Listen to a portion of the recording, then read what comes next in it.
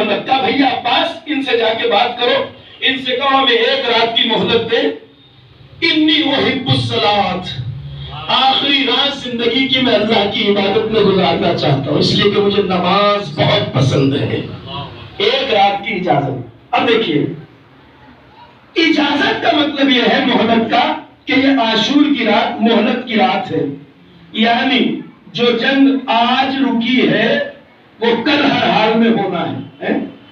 اب عدد پہ نظر ڈالیے، یزیدی لشکر کتنا ہے کربلا میں؟ 30,000 سے لے کر 1.25 تک تعداد لکھی گئی ہے، مجھے اس وقت اس سے تاریخی حوالے سے بحث نہیں ہے۔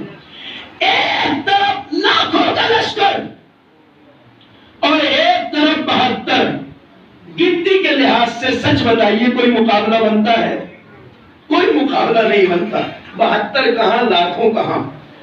اور اس مہلت کی رات میں حسین ابن علی اپنے ان اصحاب کو جمع کر کے خیمے میں کہہ رہے ہیں، چاہنے والوں یہ لاکھوں کا لشکر دیکھ رہے ہو، ننگی تلواریں، نیزے، خنجر، بھالے، کہاں مولا دیکھ رہے ہیں؟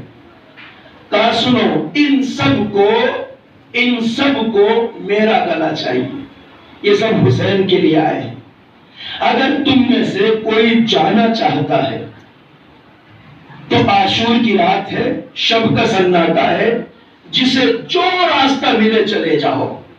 دیکھیے میں تھوڑا سا ٹھہر کے ایک بات کہ میرا مزاج اسی طرح سے بات کو آگے بڑھانے کا ہے، میں داد اور مجلس چلانے کے لیے شارٹ کٹ لینے کا عادی نہیں ہوں، ایک مکمل بات آپ کے ذہن تک پہنچ جائے، میرا اصل مقصد یہ ہے۔ سنیے گا توجہ سے، ان توجہات کا شکریہ جو مبذول ہے میری طرف۔ دیکھیے جب ہم اس ذکر کو سنتے ہیں عاشور کی رات کے، ایک تصور ذہن میں آتا ہے اور بعض وقت ہمیں یہ تصور فیڈ بھی کیا جاتا ہے کہ حسین ابن علی عاشور کی رات جو اپنے اصحاب سے کہہ رہے تھے چلے جاؤ، یہ جانے کے لیے اس لیے نہیں کہہ رہے تھے کہ چلے جائے لوگ، اس لیے کہہ رہے تھے کہ حسین بس اپنے ساتھیوں کا امتحان لے رہے تھے، ٹیسٹ لے رہے تھے کہ جاتے ہیں یا نہیں۔ نہیں، غلط ہے یہ تصور۔ یہ اجازت سچی اجازت تھی، یعنی جو جانا چاہے حسین کی طرف سے اجازت ہے چلے جاؤ۔ یہ کوئی ایسا ایپیسوڈ نہیں تھا کہ جس میں بس ٹیسٹ لے رہے ہو، آزما رہے ہو کہ کوئی جاتا ہے نہیں، سچی اجازت ہونے کی دلیل ہے، اس لیے کہ تمہارے رک جانے سے حسین بچ نہیں جائیں گے، لہذا جو جانا چاہے چلے جاؤ۔ مگر یہ ایسے چاہنے والے تھے جو کوئی اپنی جگہ سے نہیں ہلا۔ سچی اجازت کی ایک دلیل یہ ہے، دیکھیے مصائب میں ہم ان باتوں کی تفصیل نہیں بتا پاتے ہیں، اس لیے بڑی معذرت کے ساتھ میں مصائب نہیں پڑھ رہا ہوں، مگر ایک بات آپ تک پہنچانا۔ آپ نے یہ بات سینکڑوں بار سنی ہوگی یہ بات، مگر میں ذرا اس کی وجہ بتاتا ہوں۔ جب کوئی نہیں گیا، چراغ خیمہ بجھا دیا حسین نے، جسے اندھیرے میں اجالے میں جاتے ہوئے حیا آ رہی ہو وہ اندھیرے میں چلا جائے، کوئی شرم کی بات نہیں ہے، پھر بھی کوئی نہیں گیا تو آپ نے ایک بڑی بات کہی اور یہ آپ نے بارہا سنی ہے کہ چاہنے والوں چلے جاؤ کہ میں تمہارے سروں سے اپنی بیعت بھی اٹھائے لیتا ہوں۔ سنا آپ نے بہت بار ہے، مگر پتا ہے یہ حسین نے کیوں کہا بیعت اٹھائے لیتا ہوں؟ میں نے کہا یہ سچی اجازت تھی، کوئی امتحان یا ٹیسٹ نہیں ہو رہا تھا۔ سچی اجازت کی دلیل یہ ہے کہ حسین نے کہا چلو میں تمہارے سروں سے اپنی بیعت بھی اٹھا۔ کیوں کہا حسین نے؟ یہ پتا ہے آپ کو؟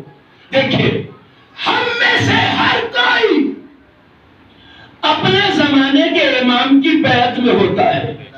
آج ہم جتنے بھی ہیں اپنے زمانے کے امام کی بیعت میں ہیں، اور امام کی بیعت میں ہیں ہم اپنے، وہ اپنے زمانے کے امام کی بیعت میں تھے۔ اور بیعت کا تقاضا یہ ہے کہ انسان جس کی بیعت میں ہو اسے کسی حال میں اکیلا نہ چھوڑے۔ اب حسین نے بیعت اس لیے اٹھائی کہ دیکھو جس بیعت کی وجہ سے رکنا ضروری ہے، اب میں وہ بیعت بھی اٹھائے لیتا ہوں، اب تو چلے جاؤ۔ اللہ اکبر۔ میں جس مرحلے سے اس وقت گفتگو کو گزار رہا ہوں یہ بڑا قابل غور مرحلہ، پھر بھی کوئی نہیں گیا تو حسین نے پھر ایسی بات کہی جس سے بڑی کوئی بات نہیں ہو سکتی۔ پھر آقا نے کیا کہا سنیے۔ حسین نے کہا چاہنے والوں نہیں جا رہے ہو؟ کہ نہیں آقا، تو سنو، اگر تم میں سے کسی کے ذہن میں بھی یہ خیال آ رہا ہے، اور آنا چاہیے، کہ اگر مجھ حسین کو، فرزند زہرا کو، فاطمہ کے لال کو، دل بندے علی مرتضی جان رسالت مآب کو ان لاکھوں کی بھیڑ کے بیچ اکیلا چھوڑ جاؤ گے، تو چھوڑ جانے کی وجہ سے کل تمہیں جنت نہیں ملے گی، تو جاؤ، حسین تمہاری جنتوں کی ضمانت لیتا ہے۔ توجہ نہیں فرمائی آپ نے؟ حسین تمہاری جنتوں کی ضمانت لیتا ہے۔ ضمانت کا مطلب کیا ہے؟ اگر یہ سب حسین کو چھوڑ کر اکیلا چلے بھی جائے تب بھی حسین جنت کا ضامن ہے۔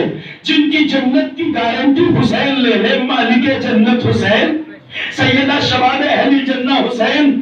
اب کربلا کے 72 کرداروں کو دیکھیے، اگر کربلا والے حسین کا ساتھ دینے میدان کربلا میں جنت کے لیے آئے ہوتے تو انہیں عاشور کی رات چلے جانا چاہیے تھا، مگر کربلا والوں نے رک کے بتایا کہ دیکھو، میدان عمل میں جنت کے لیے نہیں آیا جاتا، حق نصرت کو ادا کرنے کے لیے آیا جاتا۔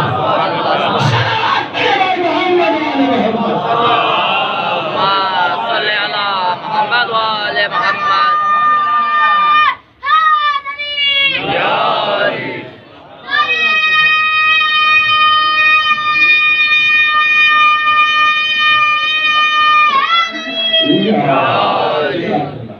کربلا کے 72 افراد نے ہمیں یہ سکھایا ہے کہ میدان عمل میں جنت کے لیے نہیں آیا جاتا، بلکہ رضائے پروردگار کے لیے آیا جاتا ہے، رضائے مولا کے لیے آیا جاتا ہے۔